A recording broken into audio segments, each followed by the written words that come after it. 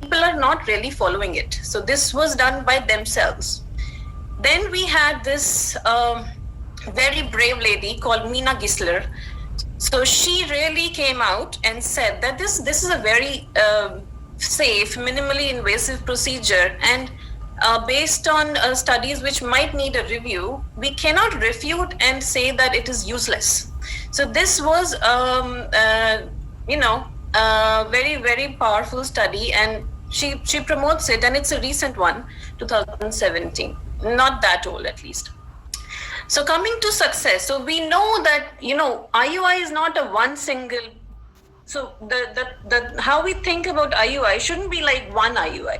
We must always tell the patient that, okay, according to the rightly selected patient, we must tell her that, okay, she's fitting the criteria of having a take on IUI, and then she shouldn't be having unrealistic expectations from one, and it's a series of treatments. So it should be taken with the mind of at least three IUIs. So then if you see, then we have this, which is the cumulative pregnancy rates.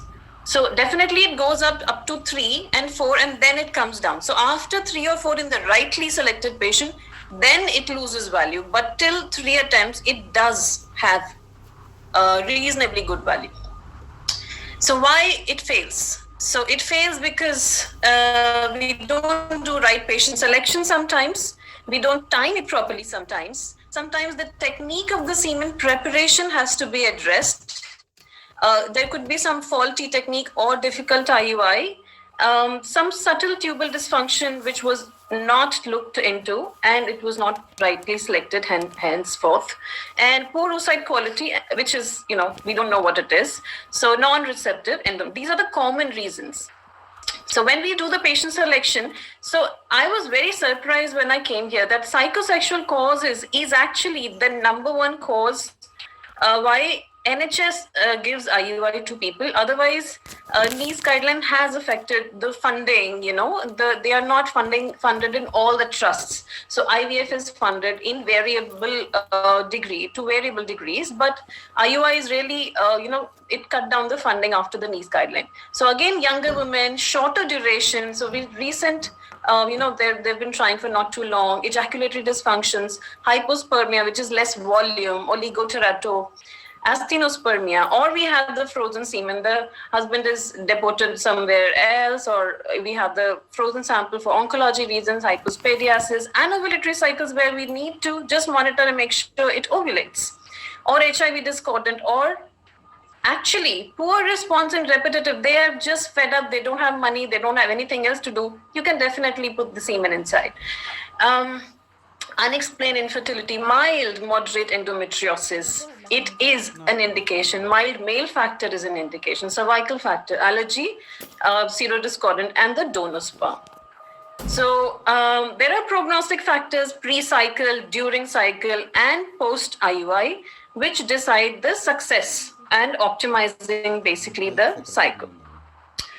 We all know that, so I'll just skip it. So when we think of an IUI, we think of basically 4 things as a pre-IUI workup. We think of this, first of all, we have to, before we look into the tubes, we must make sure the semen is normal or nearly normal, or it is expected to give us a post-wash count of at least 1 million. And then you check the tubes, then you check the other things. So uterus, the lining is 1, 2 tubes, number 2, number 3, ovulatory or not, and 4, the semen, and 5th, if the God is willing for this couple to get a baby.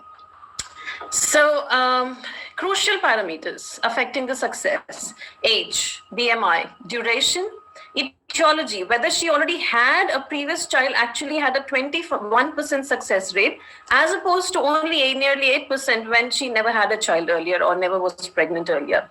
So unexplained male factor, endometriosis, and ovulatory women, cervical, tubal, and the number of cycles. So we have nearly 7.4, but many studies actually say 12 to 15 in one attempt in the first cycle.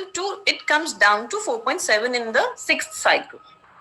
So we can do levels. There are these levels of optimization. So what we practice here more often is hycosi. When we use a foam in that, it is called hyphosi. So it's not anything new. It's just the hycosi. Basically, we do the 3D scan first, and then we use the foam, which is freshly made by attaching 2 syringes. And while I'm inside, then I tell the nurse, she just makes it, and then it does give a very good view. And basically, it's a safe alternative of hycosi, and it is relatively less painful than HSG. These are the images of hyphosi. So I think I don't need to spend too much time on the protocols, which have been taken care of in the previous debates. But definitely adding gonadotrophins increases the success rate of IUI, and the odds ratio is 1.8. No significant difference between CC. So we'll come to this. I'll come to the CC and letrozole comparison in the coming slides. And no significant difference between anti-estrogens and aromatase inhibitors. No significant difference between different types of gonadotrophins. So we all know that we are intending to have a monofollicular growth versus the multifollicular growth. So when we had one extra follicle after the first one, the pregnancy did increase by 5%. And if we have 3 or more, it did increase by 8%, but with the risk of multiple pregnancy, which increases by 6, 10, and 14 with 2, 3, or 4 follicles respectively. And hence, we aim for monofollicular or bifollicular. So we have a very clear-cut cancellation policy. So whenever we see more than 3 follicles have increased to more than 14 millimeters, as we already have seen that anything more than 12 millimeters, even in IVF, is going to largely give us the M2. So that is not a small size. So if they have reached this size, so then we cancel the cycle. What happens if there is no recruitment after 5 days of the first initial treatment? So you stir up. So basically, I feel this is a very especially because the audience must be many people who are not into the ART practices. So what is a very common practice in gynecology is that it doesn't work. You give progesterone, you bring the withdrawal bleeding, then you start again. That is not needed. It wastes time and it doesn't really help. So what is good is basically that you wait for, so there's something called as rebound phenomena. So when I was with Dr. Gleicher, I remember just for a few days I was training with him, and he actually taught me this, that whenever you use gonadotrophins, either in IUI or IVF, if there's no response after 7 or 10 days, maybe in the older woman, you stop. Don't give her anything. Just call her after 7 or 10 days, and you will see a follicle very often. And then you can see, background other issues, if at all no, but very large possibility that you will see a follicle, and from there you kickstart then. So this is already very, very recognized. It's based on the rebound phenomenon. It's called the stir-up protocol. And there is no, and also giving progesterone actually takes away the estrogen priming, which is also the concept of the luteal phase stimulation. So why the harvest of this Ubaldi's paper in the luteal phase harvest is better, because it had a prolonged estrogen exposure. So do not give the progesterone withdrawal. If there is no recruitment, no follicle thin lining, you don't need a period. You can start again after a gap. Cancellation policy we've already addressed. So predicting ovulation is of crucial importance in IUI. Important in when we have a limited sample, actually the frozen sample of the semen. And LH search is what we have to predict. We use LH kits very often for that. We can use perifollicular flow PI and PSV. Dr. Panchal and Dr. Nagori has used RI and PSV in their very large study. I think their study is the largest in the world. And the subendometrial blood flow is another thing.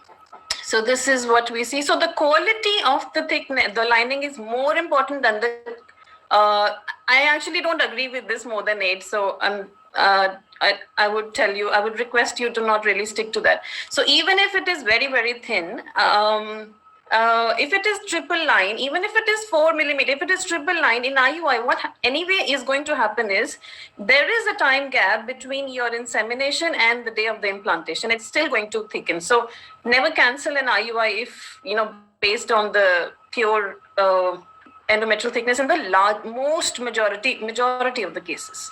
So this is how thick is too thin. This is a study done by Weiss in Human Reproduction, published in 2017. So he also said that, we have gap, and then also because the concept of thin endometrium is it is too close to radial arteries, more oxygen exposed. But this oxygen exposure is taken care of easily by the in vivo embryos. So in vivo embryos are thought to be more resilient to the oxidative stress that comes with the thin endometrium. So trigger, we all know, nothing new here. So all triggers work equally well.